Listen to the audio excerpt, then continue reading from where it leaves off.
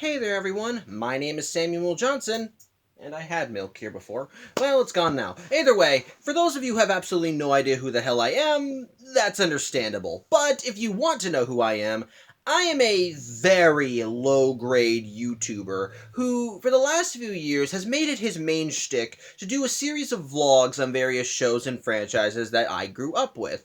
Basically, how the vlogs are formatted is that every Friday, I sit down and watch an episode or entry into whatever show or franchise that I typically enjoy, and then when I'm done with them, I sit down in this here chair and then record my thoughts on them. The vlogs themselves are very ill thought out with no scripts, no notes, and basically no rhyme or reason. And sometimes I just kind of ramble on for no reason.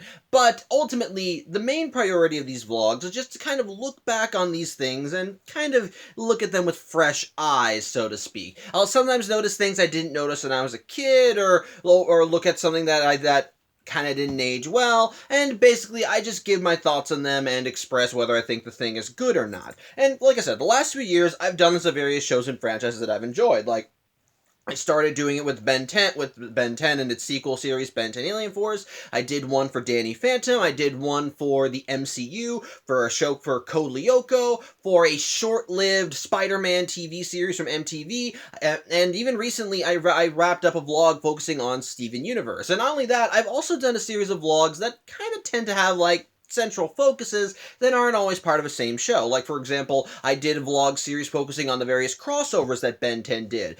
Just recently, I finished a vlog series focusing on films that were suggested to me by my friends, with one exception, as that was a film that I suggested to myself, technically. And I found that to be interesting, too, as that introduced me to new things that I never saw before, or I had wanted to see at some point, but never really got the chance to. Point is, the vlogs themselves are just meant to be funsies, and the Friday vlogs aren't the only ones I do. I sometimes do I sometimes do Wednesday vlogs focusing on the Disney Plus series What If, because again, I love that. I do seasonal vlogs every October focusing on various scary franchises and so forth. And hell, I even do annual Christmas vlogs. Again, I do this a lot, and it's not all. And while I may not say they're great vlogs, at the very least, I have fun doing them, and that's all that matters.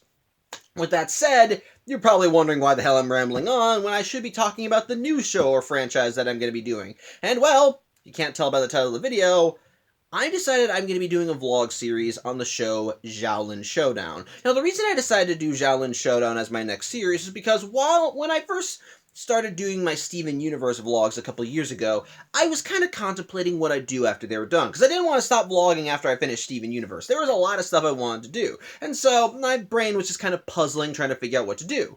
Well, one day, I happened across a clip from Xiaolin Showdown on YouTube, and it brought back memories. It made me nostalgic, and I thought to myself, I kind of want to see this show again. It made me kind of want to re-experience it, see what I saw when I was a kid, and, well, here we are now. Now, if you have no idea what Xiaolin Showdown is, allow me to give a brief summary.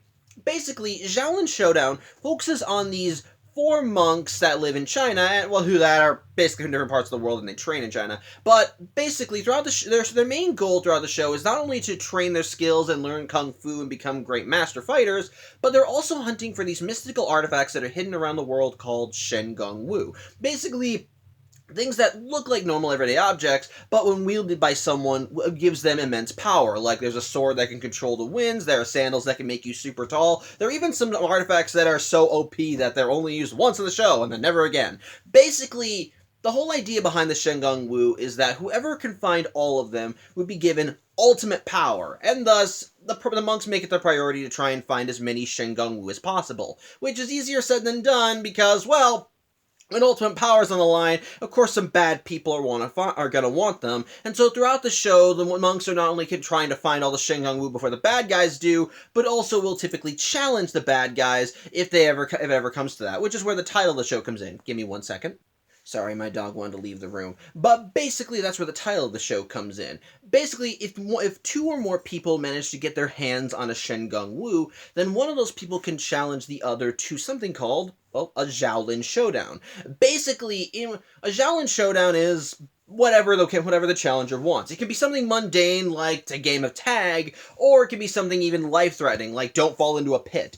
But basically, the challenge can be whatever you want. But the end goal of the challenge is that whoever wins the challenge will get the Shen Gong Wu that the people are fighting over, plus whatever Shengongu are bartered as part of the challenge. And as a result, the Xiaolin Showdowns typically are kind of a main focus, especially since when a Xiaolin Showdown is issued, it tends to alter the world around the user. So basically, if for example, if you want to do a simple chase game, and the world would suddenly become like a major death-defying obstacle course where basically the challengers where the terrain could basically better impact one challenger while impeding the other. Sorry, again, my dog came back in. Point is, the Xiaolin Showdowns were very creative and interesting, and they were a large part of why I liked the show. But ultimately, the end goal was always the same. Get all the Shengongu before the bad guys, and that was fun. It was a very fun premise, especially since every year every week there would always be a different Shengongu that the characters would be fighting over. And it was always interesting to see what the Shengongu did and how the heroes would have to try and get it.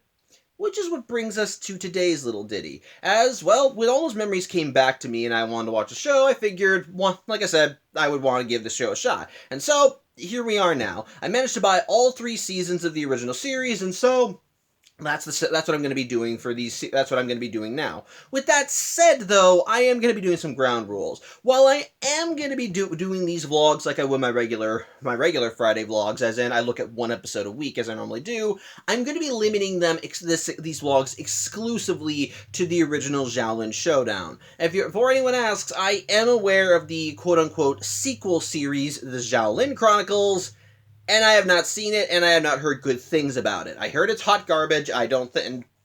Nothing about it compels me to want to see it, and basically everything I've heard makes it clear that Xiaolin Showdown, the original, is the show that I should be looking at exclusively. So, no Xiaolin Chronicles. There's not even going to be a sequel vlog looking at that. It's just going to be Xiaolin Showdown. But, with all that said, if any of this sounds appealing to you, then I hope that you join me on this journey, as for the next year, we are going to be diving into what I call the Xiaolin perspectives.